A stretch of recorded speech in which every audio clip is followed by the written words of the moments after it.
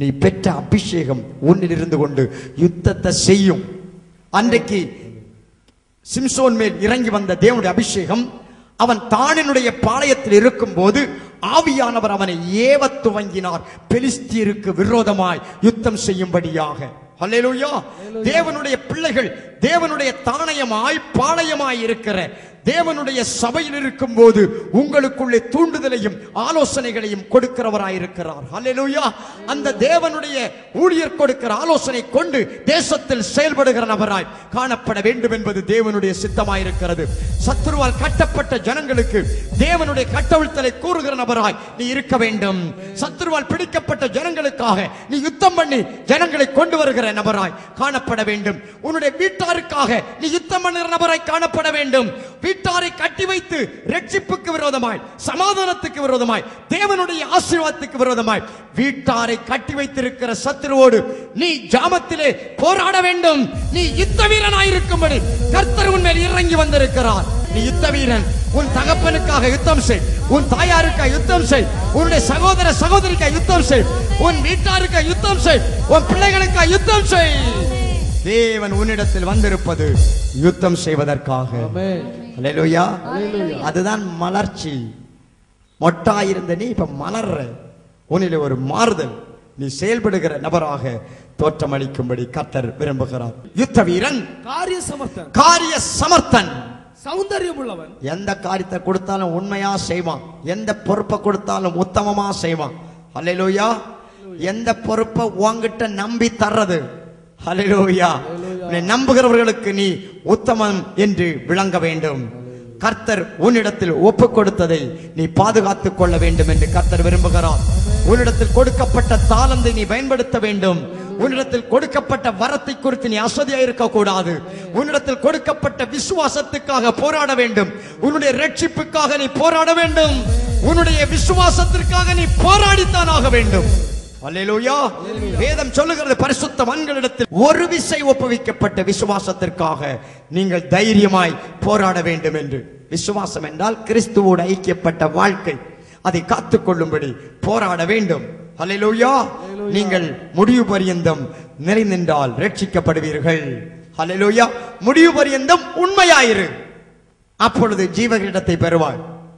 உன் வாழ்க்கையின் ஓட்டம் முடியாத வரைக்கும் நீ உண்மையாயிரு. அல்லேலூயா. உன்னை வாழ வைக்க, உண்மையா இருக்க வைக்க கர்த்தர் வந்தார்.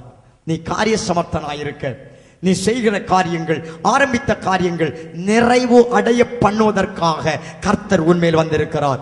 உன் பலத்தை நம்பி அல்ல, கர்த்தர் தம்முடைய பலத்தை உனக்கு கொடுத்து உன்னை காரிய சித்தி உள்ள நபராய் மாற்றுகிறவர். அல்லேலூயா. நீ பொறுப்புள்ள நபராய் உன்னை மாற்றுகிறவர். உன்னை பிரயோஜனமுள்ள நபராய் மாற்றுகிற தேவன். உன்னை ஆசீர்வாதமான நபராக மாற்றுகிற தேவன். அல்லேலூயா. காரிய சமர்த்தன், சௌந்தரியம் உள்ளவன். கர்த்தர் அவனோட கூட இருக்கிறார். தேவனுடைய ஆவி ஒரு மனுஷன் மேல் வந்தாலே அவனோட தான் கர்த்தருக்கு வேலையே. அவன் கூட தான் அவர் தங்கி இருப்பார்.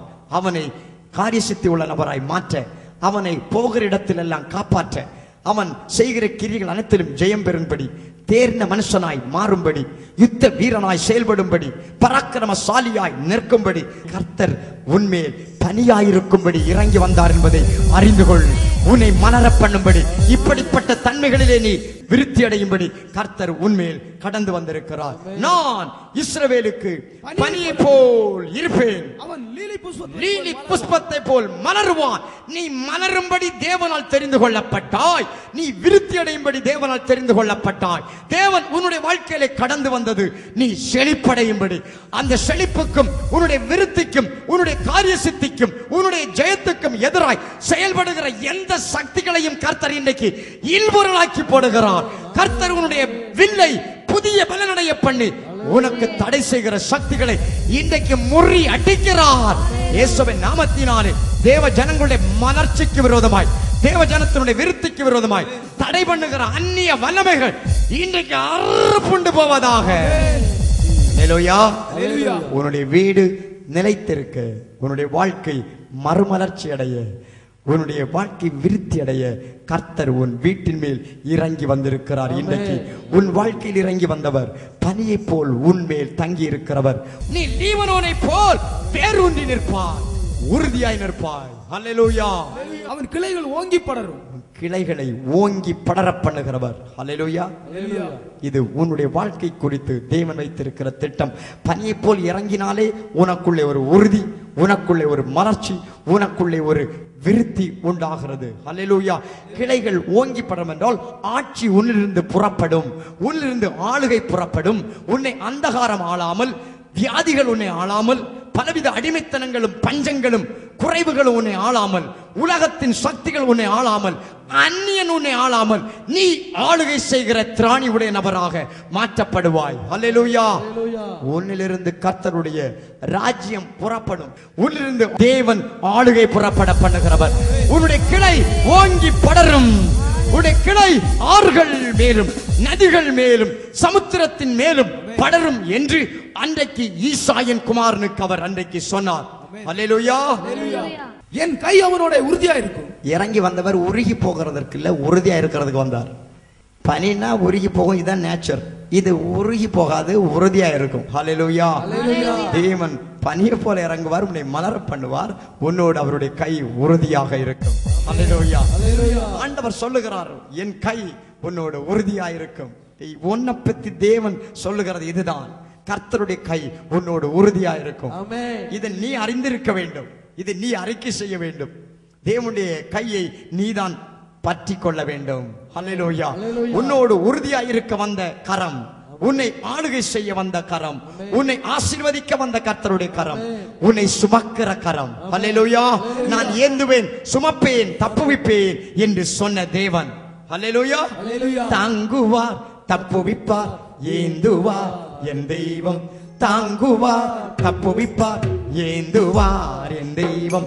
இம்மட்டும் கைவிடாதேவன், இனியும் கைவிட மாட்டார். இம்மட்டும் கைவிடாதேவன், இனியும் கைவிட மாட்டார். தாயின் வயிற்றில் தாங்கினார், ஆயுள் முழுதும் தாங்குவார். தாயின் வயிற்றில் தாங்கினார், ஆயுள் முழுதும் தாங்குவார். தாங்குவார், தப்புவிப்பார், ஏந்துவார் என் தெய்வம். தாங்குவார், தப்புவிப்பார், ஏந்துவார் என் தெய்வம். இம்மட்டும் கைவிடாதேவன், இனியும் கைவிட மாட்டார். இம்மட்டும் கைவிடாதேவன், இனியும் கைவிட மாட்டார்.